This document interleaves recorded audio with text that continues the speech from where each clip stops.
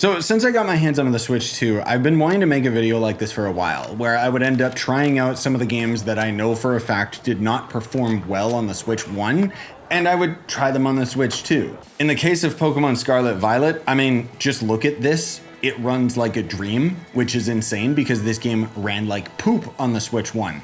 However, I wanted to initially show you guys some of the big late game areas, but unfortunately, my save file didn't transfer properly to the Switch 2. I don't know why, but I know this tutorial section of the game lasts like 3 hours before you finally get to just go ham in the open world.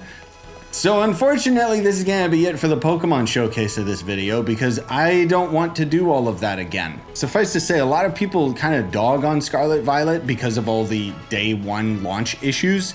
But I can attest to saying that this game is actually incredible. I ended up playing it long after all of the bugs were fixed, and outside of the fact that it ran like crap on the Switch 1, it was an addicting game, and I'm not too into Pokemon that much. I just wanted to take a look at the two Zelda games without the Switch 2 edition, because as we already just saw, Pokemon runs at like 60 frames and it's steady as hell. So what does Zelda run like without the paid upgrade? I mean, for starters, that is a significantly faster load time. And I'll admit that I ended up actually playing a bit of Tears of the Kingdom here.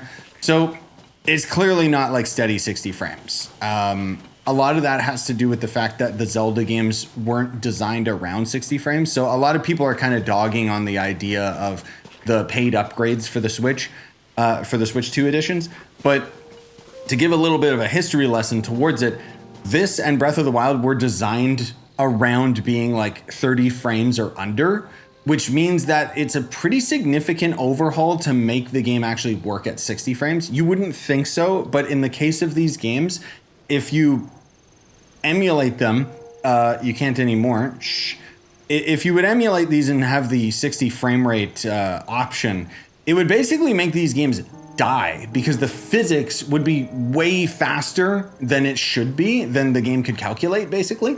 So that's why, in my opinion, the Switch 2 editions being paid is kind of justified. But anyway, another thing that you might notice is how everything kind of visually looks like crap.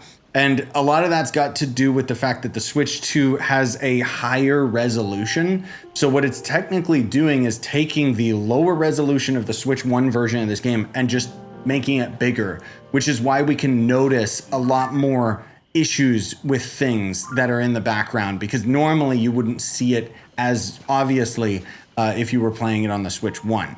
Anyways, I'm not buying the upgrade because I've already played this game to death and I have no plans of coming back to it. Let's check out Breath of the Wild. I actually have to download it, but there's something that I wanted to mention very briefly. I shouldn't talk about it in this video, but if you go into your internet settings, turn off the IPv6 connection, and suddenly your download speeds will skyrocket. Because myself and others were having these downloads take like upwards of 2 hours. So while we wait for that to download, I wanted to try this Nikoderiko game because I remember I ended up getting a key to this game and I did a video on it back in the day. And this game ran horribly on the Switch 1. It's obviously ported from like PC or some other platforms. I remember the load times were exceptionally long on the Switch 1, and it seems like this game is not fully taking advantage of the Switch 2. That was definitely faster though, that's for sure. And I immediately recognized that it is running way smoother.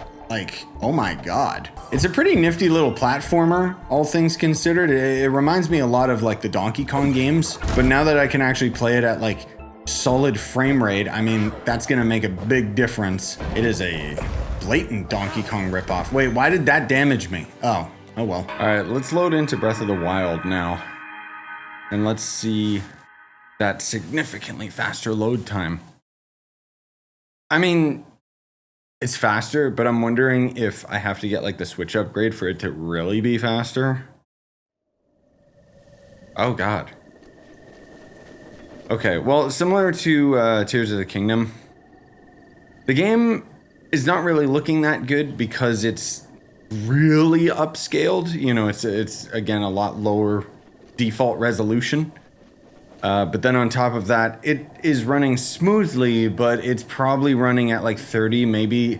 As far as I know, this game's rendered to 22 frames per second or something ridiculous. Like, for whatever reason, Nintendo didn't end up making it actually run at 30 frames. So, cool. But again, I'm not going to spend a $15 upgrade to get Breath of the Wild upgraded. Like, if I would spend on any of them, it would have been Tears of the Kingdom, because then we can use QR codes to download things. Like, the upgrades are definitely worth it, not only just for the performance alone.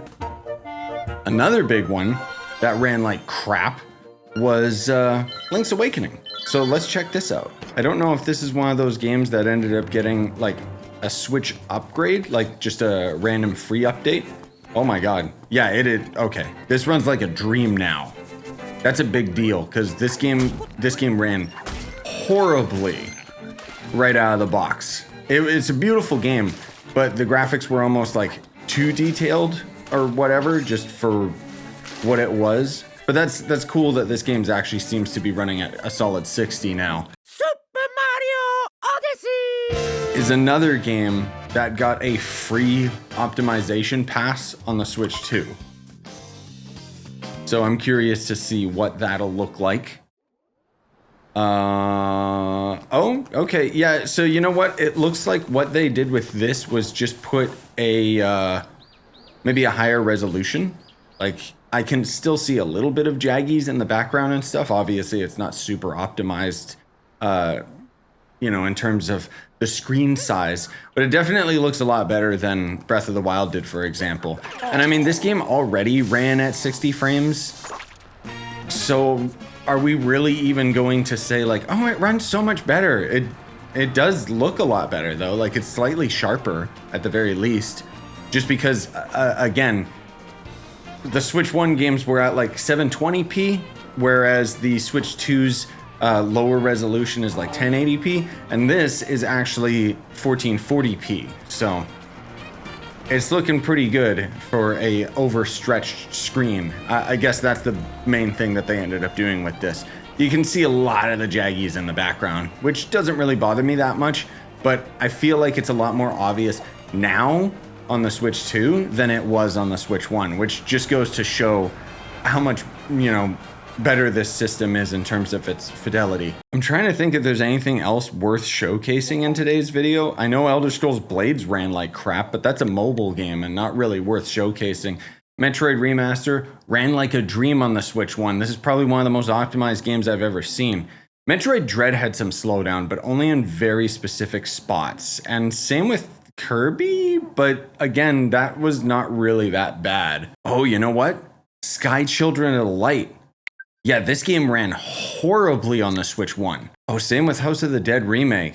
That's not something that I'll showcase in the video, but that might be a game that I consider re-downloading to play with the wife, just because now it'll actually run well. Yeah, it's odd.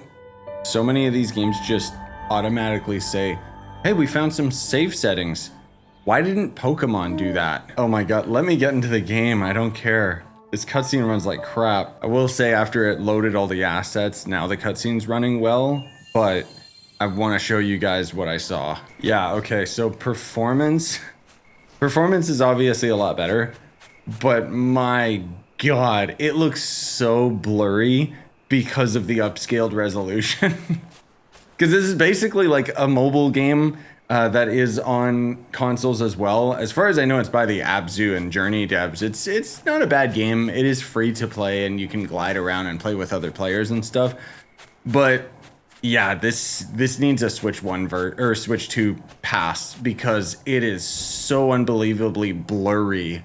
Just because, again, super low resolution just ends up being upscaled. Like, it just, yeah. But okay, let's try a game like Trove. Surely this is going to run way better than it does on the Switch 1, right? Oh yeah, there we go.